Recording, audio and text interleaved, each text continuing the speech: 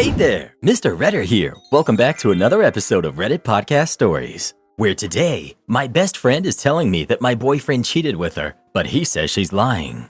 I've been best friends with Becca since 2010. We were college roommates, and then after we graduated, we still lived together until I moved in with my boyfriend, Nate, in 2019. One thing about Becca is that she's always had a drinking problem for as long as I've known her, and she's done stuff when she was drinking that has sometimes caused problems in our friendship. She does try to stay sober, but every few years something will happen to make her start again, which is what happened earlier this summer. So last Saturday, Becca picked me up because she'd been drinking somewhere and needed a ride home. I couldn't go pick her up because I had the flu and I was on cold medicine, so Nate went to get her instead. A couple of days after that, I started noticing that Nate was being weird with his phone. Normally, he leaves it out on the coffee table if we're watching TV or whatever, but he started putting it face down so I couldn't see what notifications he was getting.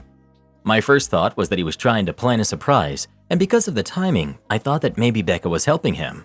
Yesterday when I saw Becca, I told her that Nate was being sneaky all of a sudden and asked her if he had said anything about maybe proposing soon. She asked me if I looked through his phone, and I said no. Becca started crying and told me that she and Nate hooked up in his car that night when he came to pick her up. Her excuse was that she had been drinking and didn't fully know what she was doing. She said she'd been texting him since, telling him that he needed to tell me what happened or else she was going to. I asked Becca to show me the texts, but they were all in the app Signal, which deletes messages after a day, so all I could see was that she and Nate had a chat thread, but nothing that they said. I told her to text Nate in front of me so I could see what he said, and she did, but we got no read receipt and no response at all, so it didn't prove anything. I asked Becca if she was sure she wasn't so drunk that she maybe imagined it, or it was a dream instead, and she absolutely lost it on me and said that she knows that she's horrible when she does this, but she's not delusional and she doesn't make things up. She said that I could believe her or not, and it's my choice, but she was telling me the truth. I said I needed to go home and talk to Nate. So when I got home, I confronted Nate with what Becca had said, and he acted shocked and denied that anything like that had happened at all and said he didn't know why she'd think that or say it. He said that he had just given Becca a ride home, and the only thing that happened was that they talked about how he and I had been together for a long time and how we should get married already. He admitted that they were talking on Signal the next couple of days, but he said that it was about exactly what I thought, that he was asking her about engagement rings and what kind of proposal I would want. Nate replied to Becca's message from before, asking her if she made up a story about them hooking up to not ruin the surprise about his proposal, and she texted him back that there was no proposal and to stop playing dumb. So then Nate called her, pretending like I wasn't in the room, and told her that she needed to stop whatever she was trying to do because we were on the verge of breaking up, and he'd rather just have the surprise be ruined, but Becca kept telling Nate to stop lying until he got angry and hung up on her. I really don't know what to think, and I still don't know. Right now, Nate is really upset, and he isn't talking to me much. He said that it's bad enough that Becca acted insane and ruined his plan to propose, but it's even worse that I believed her lies even a little and would think that he would ever cheat on me. Becca texted me saying she was sorry, but otherwise, I haven't talked to her either. I don't want to think that Nate would cheat on me or that he would have done this to Becca, but I feel like I can't be 100% sure because I've known Becca for 13 years, and I also just can't believe that she had lied to me about something this important. And I know that she does have a problem with her drinking, so I can believe that she would have done this with my boyfriend. She's done some pretty awful things in the past, but I don't want to wrongly accuse Nate of something he didn't do, but I don't want to be an idiot. Update. So on Thursday night, after I got everyone's advice, I told Nate that I had found out a way to recover deleted messages from Signal. He immediately took out his phone and opened the app and asked me to show him how to do it, so I already thought that must mean he was telling me the truth, because he didn't panic or hesitate at all, which was good, because when I tried to download Signal on my old phone, it turned out that it's too old to support the current version of the app, so it wouldn't work. Nate then asked me if we were going to have to go out and buy a new phone for me to believe that he was telling me the truth, and he said that he was willing to do it if that's what it would take. I told Nate it wasn't that I didn't believe him, I just wanted to have some proof, because I couldn't understand why Becca would lie about this. Nate said that she would lie about it because she's a crazy jerk, and there's literally no way for a non-crazy person to understand why she would do anything. And once the messages proved that, he didn't want me ever talking to her again. Then he said to get up, because if we're going to go to the Verizon store, we had to get there before it closed. By then, I completely believed Nate anyway, so I told him we didn't have to go anywhere or get a new phone and that I believed him, and I knew he didn't cheat on me and that he would never do that. Nate said that he would hope I know that and that he didn't understand why I didn't take his word for it in the first place. I started trying to explain why I didn't want to just immediately dismiss what Becca had said happened, but Nate said that he really couldn't listen to that right now. I said that was fair and agreed that I would cut Becca off, but that first I wanted to try to get her to admit that nothing happened. Nate said fine, but to call her with my phone on speaker because he thought he also deserved to hear her admit that she was lying. So I called Becca and I said the same thing to her that I said to Nate, that I figured out how to recover deleted messages on Signal. She asked me why I would need to do that, so that was when I knew for sure that she was definitely making it up and not just confused somehow. I said it was because I wanted to have proof of what she and Nate talked about. Becca asked me if I saw their messages, so I lied and said yes. After that, Becca just went silent until finally I asked her if she was going to say anything. Then she asked me if that meant we were engaged now. So then I really just lost it on her and screamed at her, asking her what was wrong with her and how could that possibly be all she had to say. Becca started screaming back, telling me to calm down and about how obviously I never believed her anyway because it's not like we broke up over it. I was crying by that point, and because of that I couldn't really say anything else. So then Nate told Becca to buzz off and to never ever contact either of us again, and he hung up on her. A minute later, Becca sent me a completely unhinged text that I'm quoting here verbatim. Courtney, you're supposed to be my friend for life. You're supposed to be there for me. You're supposed to be my person. But then you meet Nate, and now you only care about Nate. Everything is about Nate. Tell me why Nate comes to pick me up when I called you. I called you, not your precious Nate. I only want you to see how messed up that is, but do you? No, of course you don't. Of course you choose Nate over me. You always do, and you always will. You pretend to care about me, but I can see you don't care. It's pathetic, Courtney. You are a pathetic woman who would choose a man over a friend. But since you can't say it yourself, I will. Since you have to have your sweet, perfect little baby Nate do it for you, I will. Goodbye, Courtney. Is that what you want? Goodbye forever. I hope you get what you want. There were still the 3 dots before that showing that she was still typing, but I blocked her before she sent it. I don't care about anything else she has to say. I'm sure it's all just going to be more BS about why this is my fault, or justifications about why she did what she did and how I should forgive her. I know Nate is probably right, and there's no non-crazy logic behind why Becca would stoop to doing something like this. But obviously, I've still been thinking about it, and my best guess is that whoever said that Becca still blames me and Nate, apparently mostly Nate, for her being a drunk mess who can't get her life together is right. It seems like she somehow thought that if she hooked up with Nate, I'd break up with him, but still want to be friends with her, and then everything would magically be fixed.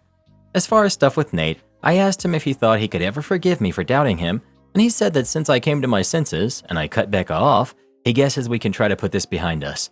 I don't think he's still going to propose anytime soon. After this, I probably wouldn't if I were him. And from what Nate said, he didn't actually do any planning yet, other than asking Becca about rings, and if I'd think a public proposal was tacky or not. All he was doing so far was trying to get ideas without me knowing he was talking to her about it. So, just based on that, I think probably it's not going to happen for a while, if it still does happen at all. I'm sure she won't just go away. I'm already expecting her to try to get our other friends to get in the middle of everything as soon as she figures out she's actually blocked and I'm not just ignoring her. I hope she won't try to do anything else, but I guess at this point, I really can't know with her. I'm hoping things are okay with Nate. I think in a while they will be. My boyfriend of 5 years told me he does not want to have kids. Help. I, 27 female, have been together with my boyfriend, who's also 27, for 5 years now. We moved in together quite early in our relationship, and everything was great until November of last year, when we decided to get a cat. I had been wanting to have a cat for a long time, and in 2021, I asked him if we could get one. He told me he was not really a cat or a pet person in general, and he didn't think it was a good idea since we both work full-time. It made sense at the time, so I accepted and never mentioned it again. Until August of 2022, when he suggested we should get one, as he knew it would make me very happy. I was over the moon, and we got our kitty in October of 2022. In December of 2022, we got a second kitty. Cats are very social animals, and they are way happier if they're not alone. My boyfriend was not very sure about it, but I convinced him. I love them so much. Yes, they are a big responsibility, and yes, they do make a lot of work. But I don't care. They're 100% worth it. I'm the one who takes care of them. My boyfriend does not need to do anything. He had to feed them a couple of times since I was away for work, but that's it. A couple of months ago, we had a big fight. We've been having some trust issues. I caught him lying a couple of times, hence my trust issues, and the situation was really tense between us. During this fight, he told me he did not feel comfortable anymore at home because of the cats. He told me they make him nervous when they run around and play. It bothers him that we now have a cat tree and that there are cat toys laying around the house. You get it. During this fight, he also told me he wanted us to give the cats away.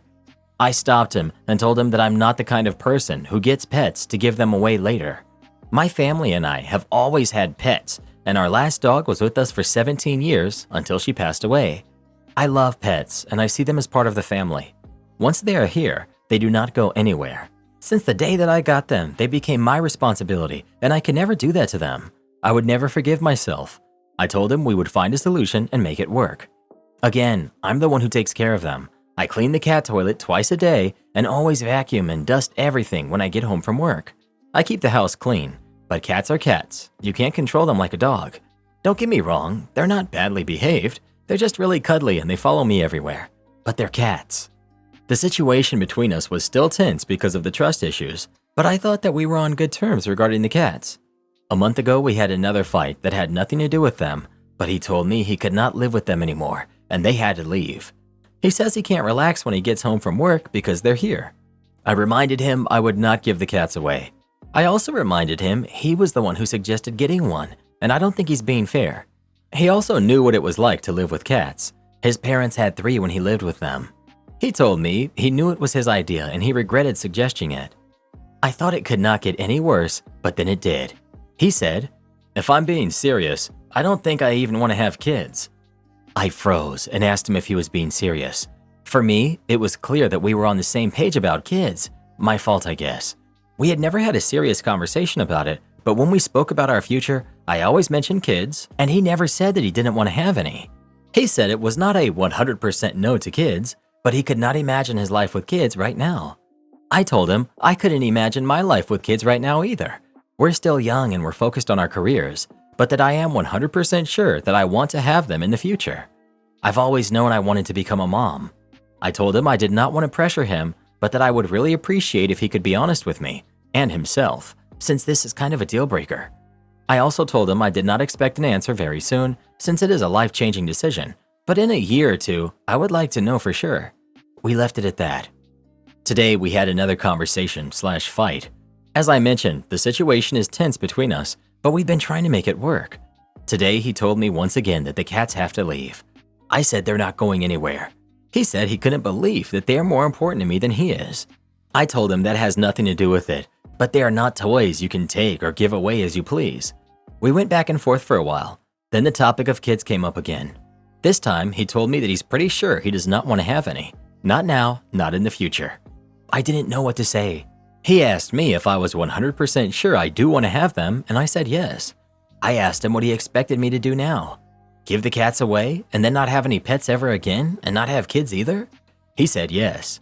He asked if he is not enough to make me happy. I told him he makes me really happy, but I have to be honest with him and with myself, and I know I would not be happy without kids. There was a lot of silence. He's gone now to stay with a friend. I'm home thinking about what we said. This is a deal breaker, right? I'm starting to doubt myself. What if we go separate ways and I never meet anybody I want to have kids with? I'm just really scared and I don't know what to do. Is this the end? 3 months ago, I was sure we would get married and have a family together. Last year, I was waiting for a proposal. I also live in a foreign country. I already lived here before we met. I didn't come here because of him, but it makes it 1,000 times worse being away from my family and friends. Update. Many of you asked what was the reason for the trust issues. I don't know if you read my comments, but I caught him lying about having drinks with a coworker we had already had fights about. He knew what my position was about this girl. This happened in December of last year, 2 days after my birthday. I forgave him and told him that if he wanted me to trust him, he needed to be 100% honest with me. I also asked him to keep their relationship 100% professional. I mean, I know they work together and will still have to have contact with each other. 2 months later, I saw he had received a pretty long message on his phone. Out of curiosity, I asked who it was. He said it didn't matter. I'm sorry, what? I asked him to show it to me and he didn't want to. I mean, if you don't have anything to hide, what's the problem? Yes, he was texting with her. He told me everything had to do with work. He also told me they just kind of had the same humor and just kind of got each other. I guess there's nothing wrong with that, right? I told him once again that I didn't have a good feeling about this girl. I told him clearly what my boundaries were. He told me he understood, he didn't want to lose me, and he loved me. I believed him once again. My mistake. So now we come to yesterday after our conversation. He told me he needed some fresh air and went out. He didn't come back in for several hours, and I thought he had went to a birthday party with a friend.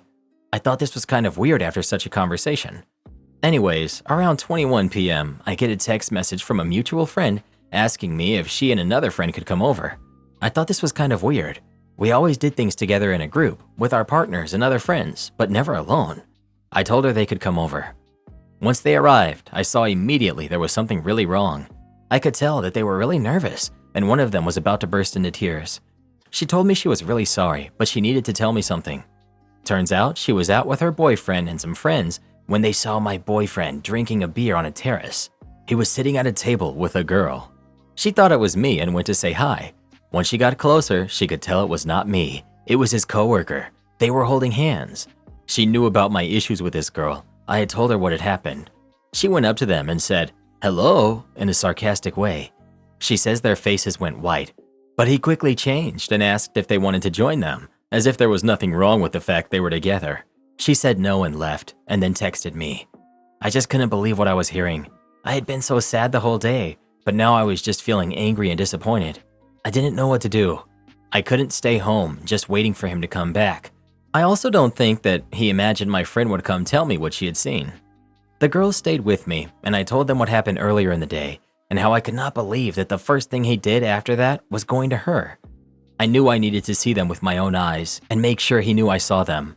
I knew approximately where the girl lived, so I asked them if they would come with me on a drive just to check it out. We arrived, and I kid you not, after 2 minutes of us being there, we see them coming around the corner, driving an electric scooter together. He was driving and she was holding on from behind. They didn't see us. Once they parked, they started walking to a building where she lived. I saw him hugging her and giving her a kiss on her cheek. I also saw him putting his arm around her shoulders while they were walking. Everything is on video since my friend started recording when they arrived. I run up to them and told him what a complete jerk he is. His face once he saw me was again completely white. He asked what was going on. "What do you mean what's going on?" I told him I didn't want to see him ever again and I left. We were in the car about to leave as he came running around the corner to talk to me. He told me once again he did not understand what was going on. I asked him what he was doing with her, holding hands and kissing her on the cheek. All in all, his explanation was that he went to her looking for some advice regarding the kids topic. He said he didn't want to lose me and was just trying to figure out what to do. He told me she was his only female friend he could trust. I told him that still didn't explain why he would be holding hands with her or kissing her on the cheek. He said that was his way of thanking her. Are you kidding me? I'm still in shock and I can't believe this has happened. I'm so happy my friends were there too and made a video, because of course he has already tried denying what I saw. He came home, we argued about it, and he kept saying he just wanted to get some advice from a female friend. He said he was sorry about the kiss, but he denied putting his arm around her. I told him I have it on video. He also kept saying that he never kissed her on her lips or hooked up, so he hadn't done anything wrong nor crossed any boundary. I told him there were many other ways to cross a boundary, and I reminded him how I had clearly told him before what my boundaries were. I really can't believe he thinks he hasn't done anything wrong. He also said he can't believe I was thinking about leaving because of some cats and some kids that we don't even have yet. I'm completely heartbroken. I never thought he was this way. I always thought he was a good guy. He was always supportive, kind, attentive, and made me feel loved, and now everything has turned into a nightmare. Update. To summarize, I found some receipts from a zoo and train tickets going to another city. The train tickets were from May, and when I checked the date, I realized it was a holiday. I remember I had the day off, but he told me he had to work. He left for work and left me alone the whole day. He came back really late that day. There was no explanation as to why he would have gone to that city without telling me. The zoo ticket was from only a few days before, so already after I had seen him with her on the street. I confronted him with the receipts. I could tell he was caught off guard by his reaction, and he admitted he had gone to that city and to the zoo with her. So I asked him to stop being a coward and to tell me the truth for once, that I deserved a little honesty. He admitted to secretly seeing her a couple of times since December. He says 4 to 5 times. I think it was a lot more. He also admitted to kissing her, but only 4 times, which of course I didn't believe was only 4 times. His excuse was that he had been having so much stress at work, and at home things weren't going great either, so he just needed to disconnect and do something else without thinking about problems. I told him that was not an excuse for cheating on me. Also, in his opinion, what he did isn't cheating. I felt heartbroken, but also relieved because for once I felt I had a little bit of the truth. I also felt relieved to know I was not crazy and that my intuition was right the whole time about this girl. Since then, he's apologized and has told me, "Oh, come on, just break up with this guy. That's it, break up with him. God!" Since then, he has apologized and has told me that he loves me and that what he did was the greatest mistake of his life and he will forever regret it. I told him a mistake happens once, but 4 to 5 times is a conscious decision. He has asked me to give him another chance and that he will show me I can trust him and to think about how happy we were together before everything happened. I told him I had been very happy with him, but that everything is ruined now. This is a really summarized update, but I think you get the idea of what's been going on the last few months. I don't really want to go into much detail since it all still hurts a lot to me. On a positive note, I've now finally found an apartment for me and my cats. It's unbelievably difficult to find one in my city. We'll be moving out soon, and I'm excited for what the future brings. I also have had my first therapy sessions, which I'm also really excited about. I have a lot of contradictory feelings and emotions that I need to work through. I thank you all for reading my posts and for your kind words. And for me, I know I need time to heal, but it will only get better from now on. I never understood guys like this. If you don't want her, leave. She gave you so many outs. You have the other girl, and you clearly don't like this one very much. So just let her go live her life. OP is way too forgiving. She wasted 5 years of her life, bought the sunk cost fallacy, and wasted more time. I got so frustrated at the last update, seeing that she kept him around after catching him with the other woman, for weeks. I mean, if it were me, we would have been done as soon as he told me to get rid of my cats. But the fact she caught him cheating and didn't leave immediately is absolutely stunning. Had a late night visiting couple literally get the cops involved because I didn't accept their ID. I manage a restaurant, and last night I was closing. We have this younger looking couple come in 9 minutes before we close. I know it was 9 minutes because I looked at the clock and it said 9:51. So obviously everyone's very annoyed. And before y'all get on me about customer service, anyone in this subreddit that has been in the industry for a decent amount of time knows how it is. People showing up a few minutes before your closing straight up ruins the night. My employee walks up to me and tells me he isn't sure about this couple's IDs. He brings the IDs to me and I go to the bar and get the handy little ID checking book that shows you what legitimate IDs look like. The girl was from Texas, but the guy was from Nevada, which, while obviously not always the case, can typically be a red flag number 1. In checking both of the IDs, I saw some things that could have been irregularities. I'm not saying they were for sure. The IDs could have been valid, but it just kind of rubbed me the wrong way. Maybe I was a little biased because I was already upset that they decided to come in so late on a night we would have been out early since there was no one else in the restaurant. But I wasn't really thinking about that. They just didn't look good to me. So I walk over to the table and I let them know, and obviously they start the whole shebang.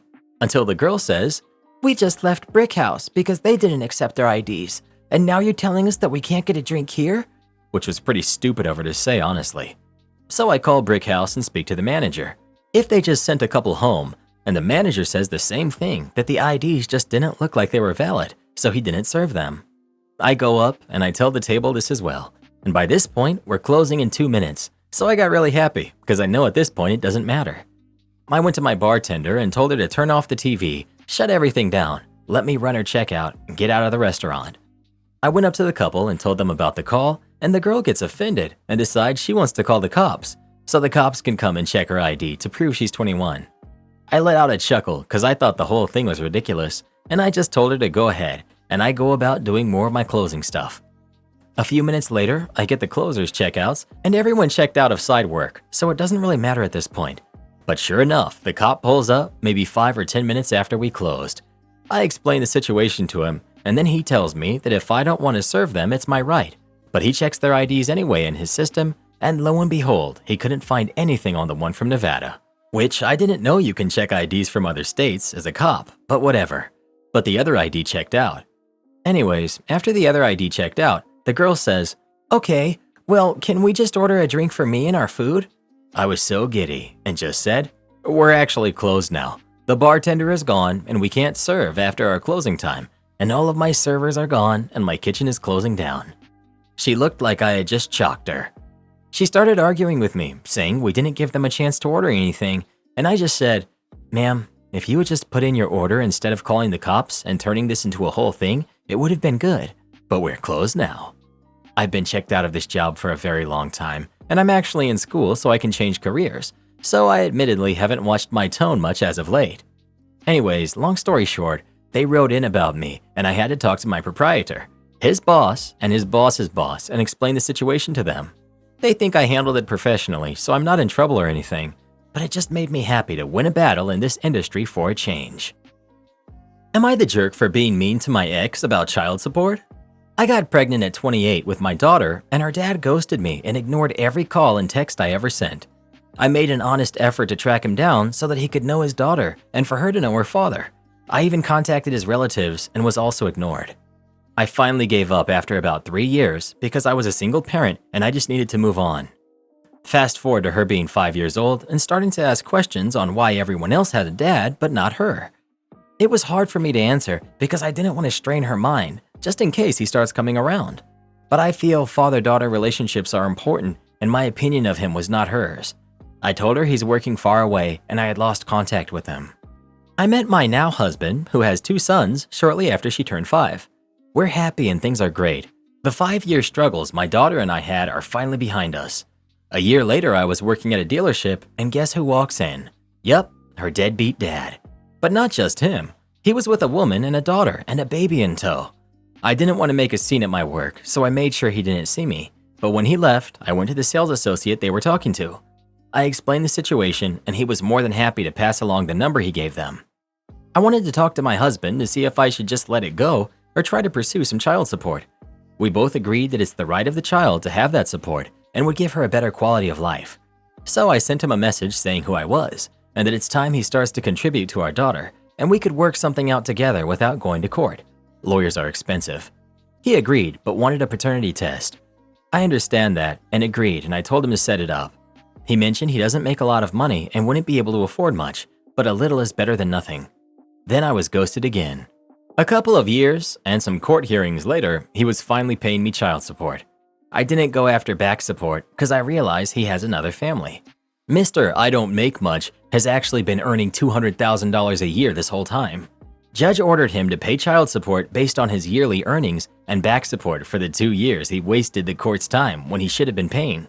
He wasn't happy about that, but in my opinion, it's his own mess.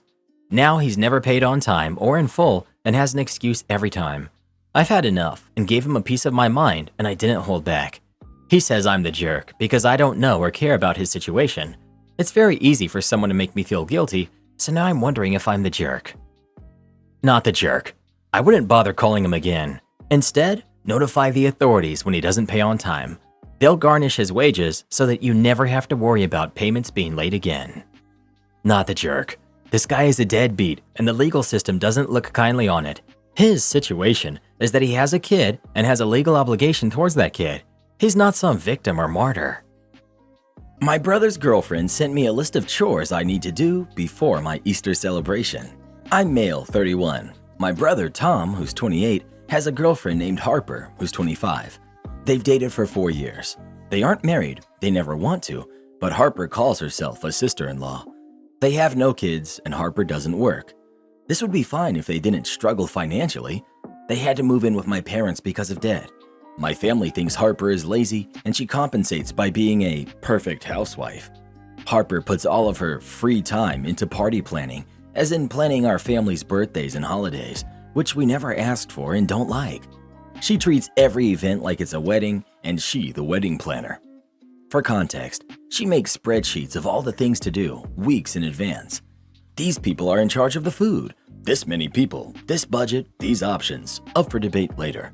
These people do decorations, cleaning up before and after, color scheme and attire suggestions. These people do entertainment, karaoke, games, music, playlists, movies, slideshows. My family collectively rolls our eyes and says things like, "Harper, it's a birthday for a 1-year-old, my 1-year-old. There will be 10 people there, so buzz off with this list." Harper pouts and is moody at the events because If only we did it this way, it would have been so much more special and memorable. I'm hosting Easter at my house because I have a large yard for the kids to hunt eggs. As usual, Harper sent the family spreadsheets for the event. Apparently, my job as host is to properly clean my house, weed and mulch my flower beds, and remove a dead tree on the edge of the property. There was a tips and tricks for lawn care she added at the bottom. Harper has decided to cook the food. Her budget is $120, $155 if I want a cake. I emailed her back and simply said, "Who invited you?" She sent me a bunch of question marks. I texted back, "Unfortunately, there will be no +1s to watch my kids find eggs in the yard. If I let my brother bring a date, then I'd have to let my other guests bring dates, and we have already hit our budget of buying a grocery store ham. Sorry, I'm sure you understand how things are. Best wishes." She stopped talking to me. My brother is mad at me. My dad thinks I'm petty. My sisters couldn't care less, and my mom is happy though. She hates Harper. My wife wants me to act my age and stop this drama, but because it's my family, she's leaving it as my decision. Am I the jerk for banning Harper? Edit. Harper started making the spreadsheets when she and my brother moved in with my parents. We told her thanks but no. Every get-together, she wanted to add a few $100s to it of our money. We firmly said no, and she continues to give us passive-aggressive comments about not making our family moments special. I don't consider her family. No one does, not even my brother. He doesn't want to marry her because this is just another girlfriend to him. Their relationship is toxic. I didn't mention it because that's not the problem right now. I'm rude to her, I admit it. Last edit. Wow, a lot of comments. Thanks for the responses. I'm glad to know many feel my response was justified, but will also consider the advice from those that feel I should be the better person. To answer the many asking about my brother, their relationship, and my parents' place in it, my brother is a jerk. I know it, my family knows it. He has strung Harper along for years, and we assumed they would break up long before now. Harper treats him like a king, does everything for him, so that's why he's still with her, but has told us she's just another girlfriend. My dad spoils my brother and pressured my mom to take her in along with my brother. My mom hates Harper. My other two siblings, sisters, are low contact, and I am low contact as well.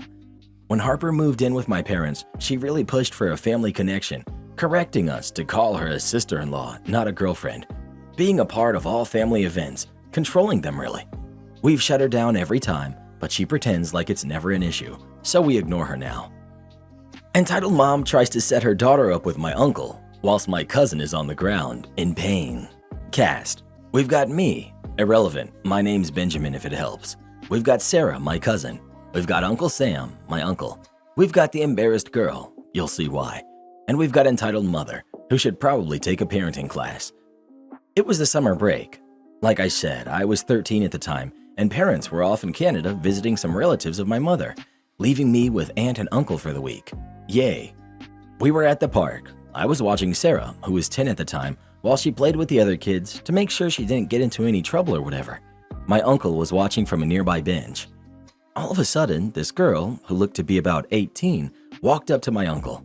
This part is paraphrased dialogue, of course, since I was too busy watching Sarah at the time. Embarrassed girl. Hey there, good looking. Uncle Sam. Oh, hello. Can I help you? Embarrassed girl. Prepare to cringe. Just wondering, what's a hunk like you doing in a dump like this? Wait, if it's a dump, why was she there? Strange, no? Uncle Sam. Well, Embarrassed girl. Oh, never mind. Would you like to go get a coffee with me or something? Uncle Sam. Sorry, but how old are you exactly? Unfortunately, the girl perceived that question as him being interested in her, which was the furthest thing from the truth. Oh, you do want to go out with me, don't you? Not a surprise, considering how hot I am. Please, someone send the cringe police. I'm dying just writing this. Uncle Sam. No, I'm married. I'm just asking because you don't look older than 18. The embarrassed girl, from what my uncle told me, looked embarrassed and red in the face when my uncle mentioned that he was married. She then mumbled that she was, in fact, 18 years old. I think it's worth noting that my uncle is the same age as my aunt, which at this point in time would have been 35. Uncle Sam informed her as much, and the girl looked even more embarrassed. She mumbled some awkward apology and walked away. 5 minutes later, Entitled Mom appears, with embarrassed girl apparently telling her to stop in the background. Entitled Mom. Excuse me? Uncle Sam. Yes, can I help you? He's a polite dude. Are you the man my daughter talked to earlier? Uncle Sam. Awkward laugh. Yeah, I am. So, what's wrong with her? I'm sorry? You heard me. Why won't you go out with her? Uncle Sam. Oh, well, I'm married. Not to mention, she's kind of younger than me. Entitled Mom lets out that classic Karen scoff. Oh, come on. You're only 20. You're not that much older than her. I'm 35, actually. Oh, shut it, kid. You can't be older than 23. You just want an excuse not to date my daughter. Now, I will say that my uncle does look slightly younger than he is, but if you looked at his face at the time, the youngest you could think he was 30. How this woman thought my uncle was 15 years younger than he actually was is beyond my understanding. Uncle Sam. Lady, I don't really care what you think. I'm 35, and whether you believe me or not, that's an undeniable fact. And even if I was 20, I don't have any obligation to date your daughter. Don't be selfish. She's recently had a breakup, and it's been really hard on her. You don't want to break the heart of a girl who's going through a tough time. I'm sorry to hear that. But again, I'm 35 and married. So what? Age is just a number. What matters is that you love the one you are with. Embarrassed girl. Mom, stop. Uncle Sam. Lady, you shouldn't be encouraging this kind of stuff to happen. Are you insulting my parenting? No. At that point, I came running towards Uncle Sam because whilst he was having that conversation with Entitled Mom, my cousin ended up twisting her ankle while playing, which caused her to scream in pain. I'm a fool. I have failed my duty. So I immediately panicked and ran off to get my Uncle Sam. I told him what happened, and he went with me to Sarah, who was on the floor with the other adults trying to help and calm her down, crying in pain. My uncle went into Papa Bear mode and motioned to help my cousin, but Entitled Mom had other plans in mind and followed him. She said this. Hey, don't ignore me. I was talking to you. What's wrong with my daughter? Why is she not... Now, my Uncle Sam is not normally a confrontational person, but the fact that this lady was still trying to set him up with her daughter, despite my cousin was on the floor in obvious pain, really set him off. He interrupted her, shouting, Lady, shut up. The Entitled Mom stopped the minute my uncle shouted, Uncle Sam, you can clearly see my daughter is on the floor in pain, yet the only thing you can think about is getting a date for yours. Buzz off now and let me help my kid. The Entitled Mom was shocked by Uncle's shouting and looked like she was about to say something else, but after seeing that people were shooting her some dirty looks, she just took her embarrassed daughter and left. After that, we took my cousin home and treated her twisted ankle the best we could. My uncle hadn't seen the lady ever since then, but honestly, I'm kind of wondering what was going through her brain. Like, why was she looking for dates for her daughter in the park? Did she honestly think that their age difference was fine? On the subject of age, did she actually believe my uncle was 15 years younger than he actually was? Or was she just looking for an excuse for him to date her, considering she switched gears and tried to pull the age is just a number card? This lady was so weird, I wouldn't be surprised if she was responsible for the pickup lines that her daughter tried to use. I also wouldn't be surprised if the whole breakup story was just to guilt trip my uncle. But, I don't know anything about their lives, so it could be true. Well, I hope you liked this one, I guess. Do this next. Tap here on your screen to come see our new podcast playlist, where you'll find thousands of hours of the best stories you've ever heard. Or tap the one on the right. That episode is specifically just for you, based on other videos you've enjoyed the most.